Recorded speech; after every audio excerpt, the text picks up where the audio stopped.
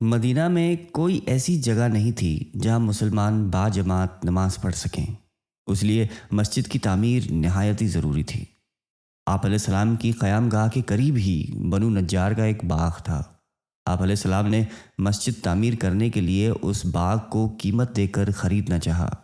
ان لوگوں نے یہ کہہ کر کہ یا رسول اللہ، ہم خدا ہی سے اس کی قیمت وصول کر لیں گے، مفت میں زمین مسجد کی تعمیر کے لیے پیش کر دی۔ لیکن چونکہ یہ زمین اصل میں 2 یتیموں کی تھی، اس لیے آپ علیہ السلام نے ان دونوں یتیم بچوں کو بلایا۔ ان یتیم بچوں نے بھی زمین مسجد کے لیے نظر کرنی چاہی، مگر آپ علیہ السلام نے اس کو پسند نہیں فرمایا۔ اس لیے حضرت ابو بکر صدیق رضی اللہ تعالیٰ عنہ کے مال سے آپ نے اس کی قیمت ادا فرمائی۔ اس زمین میں چند درخت، کچھ کھنڈرات اور کچھ مشرکوں کی قبریں تھیں۔ آپ نے درختوں کے کاٹنے اور مشرکین کی قبروں کو کھود کر پھینک دینے کا حکم دیا۔ پھر زمین ہموار کر کے خود آپ نے اپنے دست مبارک سے مسجد کی بنیاد ڈالی اور کچی اینٹوں کی دیوار اور کھجوروں کے ستونوں پر کھجوروں کی پتیوں سے چھت بنائی جو بارش میں ٹپکتی تھی۔ اس مسجد کی تعمیر میں صحابہ کرام کے ساتھ آپ علیہ السلام خود بھی اینٹیں اٹھا اٹھا کر لاتے۔ یہ مسجد ہر قسم کے دنیاوی تکلفات سے پاک اور اسلام کی سادگی کی سچی اور صحیح تصویر تھی۔ مسجد کے کنارے پر ایک چبوترا تھا جس پہ کھجور کے پتوں سے چھت بنا دی گئی تھی۔ اس چبوترے کا نام صفا تھا۔ جو صحابہ گھر بار نہیں رکھتے تھے وہ اسی چبوترے پہ سوتے بیٹھتے تھے، اور یہی لوگ اصحاب صفا کہلاتے ہیں۔ حضرت بی بی عائشہ رضی اللہ تعالیٰ عنہا کا آپ علیہ السلام سے نکاح تو ہجرت سے پہلے مکہ میں ہی ہو چکا تھا، مگر ان کی رخصتی ہجرت کے پہلے ہی سال مدینہ میں ہوئی۔ آپ علیہ السلام نے ایک پیالہ دودھ سے لوگوں کی دعوت ولیمہ فرمائی۔ مہاجرین جو اپنا سب کچھ مکہ میں چھوڑ کر مدینہ چلے گئے تھے، ان لوگوں کی سکونت کے لیے بھی آپ علیہ السلام نے مسجد نبوی کے قرب و جوار ہی میں انتظام فرمایا۔ انصار نے بہت بڑی قربانی دی کہ نہایتی فراخ دلی کے ساتھ اپنے مہاجر بھائیوں کے لیے اپنے مکانات اور زمینیں دیں اور مکانوں کی تعمیرات میں ہر قسم کی امداد پہنچائی، جس سے مہاجرین کی آباد کاری میں بڑی سہولت ہو گئی۔ سب سے پہلے جس انصاری نے اپنا مکان آپ علیہ السلام کو بطور ہدیہ نظر کیا، اس خوش نصیب کا نام حضرت حارث بن نعمان رضی اللہ تعالیٰ عنہ ہے۔ چنانچہ ازواج مطہرات کے مکانات حضرت حارث بن نعمان ہی کی زمین پر بنائے گئے تھے۔ مسجد نبوی کی تعمیر تو مکمل ہو گئی، مگر لوگوں کو نمازوں کے وقت جمع کرنے کا کوئی ذریعہ نہیں تھا جس سے نماز با جماعت کا انتظام ہوتا۔ اس سلسلے میں آپ علیہ السلام نے صحابہ کرام سے مشورہ فرمایا۔ بعض نے نمازوں کے وقت آگ جلانے کا مشورہ دیا، بعض نے ناقوس بجانے کی رائے دی، مگر آپ علیہ السلام نے غیر مسلموں کے ان طریقوں کو پسند نہیں فرمایا۔ حضرت عمر رضی اللہ تعالیٰ عنہ نے یہ تجویز پیش کی کہ ہر نماز کے وقت کسی آدمی کو بھیج دیا جائے جو پوری مسلم آبادی میں نماز کا اعلان کر دے۔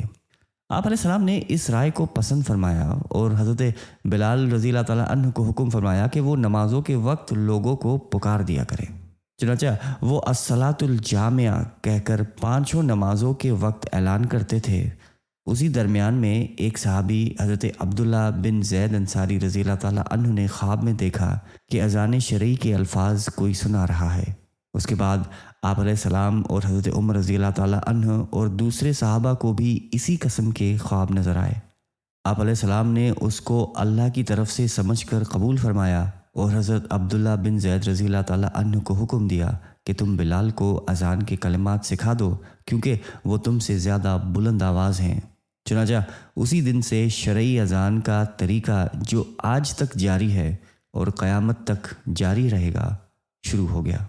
حضرات مہاجرین چونکہ انتہائی بے سر و سامانی کی حالت میں بالکل خالی ہاتھ اپنے اہل و عیال کو چھوڑ کر مدینے آئے تھے، اس لیے پردیس میں مفلسی کے ساتھ وحشت، بیگانگی اور اپنے اہل و عیال کی جدائی کا صدمہ محسوس کرتے تھے۔ اس میں شک نہیں کہ انصار نے ان مہاجرین کی مہمان نوازی اور دل جوئی میں کوئی کسر نہیں اٹھا رکھی تھی، لیکن مہاجرین دیر تک دوسروں کے سہارے زندگی بسر کرنا پسند نہیں کرتے تھے، کیونکہ وہ لوگ ہمیشہ سے اپنے دست و بازو کی کمائی کھانے کے خوگر تھے۔ اس لیے ضرورت تھی کہ مہاجرین کی پریشانی کو دور کرنے اور ان کے لیے مستقل ذریعہ معاش مہیا کرنے کے لیے کوئی انتظام کیا جاتا۔ اس لیے آپ علیہ السلام نے خیال فرمایا کہ انصار و مہاجرین میں رشتہ اخوت یعنی بھائی چارہ قائم کر کے ان کو بھائی بھائی بنا دیا جائے، تاکہ مہاجرین کے دلوں سے اپنی تنہائی اور بے کسی کا احساس دور ہو جائے، اور ایک دوسرے کے مددگار بن جانے سے مہاجرین کے ذریعہ معاش کا مسئلہ بھی حل ہو جائے گا۔ چنانچہ مسجد نبوی کی تعمیر کے بعد ایک دن آپ علیہ السلام نے حضرت انس بن مالک رضی اللہ تعالیٰ عنہ کے مکان میں انصار و مہاجرین کو جمع فرمایا۔ اس وقت تک مہاجرین کی تعداد 45 یا 50 تھی۔ آپ علیہ السلام نے انصار کو مخاطب کر کے فرمایا کہ یہ مہاجرین تمہارے بھائی ہیں۔ پھر مہاجرین اور انصار میں سے دو دو شخص کو بلا کر فرماتے گئے کہ یہ اور تم بھائی بھائی ہو۔ آپ علیہ السلام کے ارشاد فرماتے ہی یہ رشتہ بالکل حقیقی بھائی جیسا رشتہ بن گیا۔ چنانچہ انصار نے مہاجرین کو ساتھ لے جا کر اپنے گھر کی ایک ایک چیز سامنے لا کر رکھ دی اور کہہ دیا کہ آپ ہمارے بھائی ہیں، اس لیے ان سب سامانوں میں سے آدھا آپ کا اور آدھا ہمارا ہے۔ حد ہو گئی کہ حضرت سعد بن ربیع انصاری جو حضرت عبد الرحمن بن عوف مہاجر کے بھائی قرار پائے تھے، ان کی 2 بیویاں تھیں۔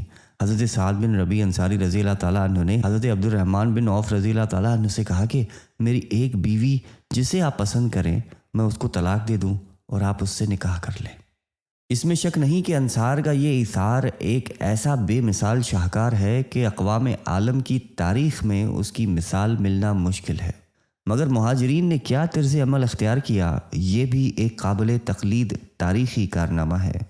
حضرت سعد بن ربیع انصاری رضی اللہ تعالیٰ عنہ کی اس مخلصانہ پیشکش کو سن کر حضرت عبد الرحمن بن عوف رضی اللہ تعالیٰ عنہ نے شکریہ کے ساتھ یہ کہا کہ اللہ تعالیٰ یہ سب مال و متاع اور اہل و عیال آپ کو مبارک فرمائے، مجھے تو آپ صرف بازار کا راستہ بتا دیجئے۔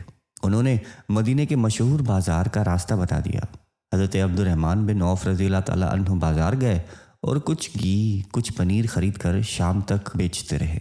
اسی طرح روزانہ وہ بازار جاتے رہے اور تھوڑے ہی عرصے میں وہ کافی مالدار ہو گئے اور ان کے پاس اتنا سرمایہ جمع ہو گیا کہ انہوں نے شادی کر کے اپنا گھر بسا لیا۔ جب یہ بارگاہ رسالت میں حاضر ہوئے تو آپ علیہ السلام نے دریافت فرمایا کہ تم نے بیوی کو کتنا مہر دیا؟ عرض کیا کہ 5 درہم برابر سونا۔ ارشاد فرمایا کہ اللہ تعالیٰ تمہیں برکتیں عطا فرمائے، تم دعوت ولیمہ کرو اگرچہ ایک بکری ہی ہو۔ اور رفتہ رفتہ حضرت عبد الرحمن بن عوف رضی اللہ تعالیٰ عنہ کی تجارت میں اتنی خیر و برکت اور ترقی ہوئی کہ خود ان کا قول ہے کہ میں مٹی کو چھوتا ہوں تو سونا بن جاتی ہے۔ منقول ہے کہ ان کا سامان تجارت 700 اونٹوں پر لد کر آتا تھا، اور جس دن مدینے میں ان کا تجارتی سامان پہنچتا تھا تو تمام شہر میں دھوم مچ جاتی تھی۔ حضرت عبد الرحمن بن عوف رضی اللہ تعالیٰ عنہ کی طرح دوسرے مہاجرین نے بھی دکانیں کھول لیں۔ حضرت ابو بکر صدیق رضی اللہ تعالیٰ عنہ کپڑے کی تجارت کرتے تھے۔ حضرت عثمان رضی اللہ تعالیٰ عنہ بازار میں کھجوروں کی تجارت کرنے لگے۔ حضرت عمر رضی اللہ تعالیٰ عنہ بھی تجارت میں ہی مشغول ہو گئے۔ دوسرے مہاجرین نے بھی چھوٹی بڑی تجارت شروع کر دی تھی۔ غرض باوجود یہ کہ مہاجرین کے لیے انصار کا گھر مستقل مہمان خانہ تھا، مگر مہاجرین زیادہ دنوں تک انصار پر بوجھ نہیں بنے، بلکہ اپنی محنت اور بے پناہ کوششوں سے بہت جلد اپنے پاؤں پر کھڑے ہو گئے۔ مدینہ میں انصار کے علاوہ بہت سے یہودی بھی آباد تھے۔ انہوں نے مدینے کے اطراف میں نہایت ہی مضبوط اور مستحکم قلعے بنا رکھے تھے۔ ہجرت سے پہلے یہودیوں اور انصار میں ہمیشہ اختلاف رہتا تھا، اور وہ اختلاف اب بھی موجود تھا، اور انصار کے دونوں قبیلے اوس اور خزرج بہت کمزور ہو چکے تھے، کیونکہ مشہور لڑائی جنگ بعث میں ان دونوں قبیلوں کے بڑے بڑے سردار اور نامور بہادر آپس میں لڑ لڑ کر قتل ہو چکے تھے، اور یہودی ہمیشہ اس قسم کی تدبیروں اور شرارتوں میں لگے رہتے تھے کہ انصار کے یہ دونوں قبائل ہمیشہ ٹکراتے رہیں اور کبھی بھی متحد نہ ہو پائیں۔ ان وجوہات کی بنا پر حضور اکرم صلی اللہ علیہ وآلہ وسلم نے یہودیوں اور مسلمانوں کے آئندہ تعلقات کے بارے میں ایک معاہدے کی ضرورت محسوس فرمائی، تاکہ دونوں فریق امن و سکون کے ساتھ رہیں اور آپس میں کوئی تصاد اور ٹکراؤ نہ ہو۔ چنانچہ آپ علیہ السلام نے انصار اور یہود کو بلا کر معاہدے کی ایک دستاویز لکھوائی، جس پر دونوں فریقوں کی دستخط ہوئی۔ اس معاہدے کا خلاصہ کچھ اس طرح سے ہے کہ خون بہا یعنی جان کے بدلے جو مال دیا جاتا ہے، اور فدیہ قیدی کو چھڑانے کے بدلے جو رقم دی جاتی ہے اس کا جو طریقہ کار پہلے سے چلا آتا تھا اب بھی وہ قائم رہے گا۔ یہودیوں کو مذہبی آزادی حاصل رہے گی، ان کے مذہبی رسوم میں کوئی دخل اندازی نہیں کی جائے گی۔ یہودی اور مسلمان باہمی دوستانہ برتاؤ رکھیں گے۔ یہودی یا مسلمانوں کو کسی سے لڑائی پیش آئے گی تو ایک فریق دوسرے کی مدد کرے گا۔ اگر مدینے پہ کوئی حملہ ہوگا تو دونوں فریق مل کر حملہ آور کا مقابلہ کریں گے۔ کوئی فریق قریش اور ان کے مددگاروں کو پناہ نہیں دے گا۔ کسی دشمن سے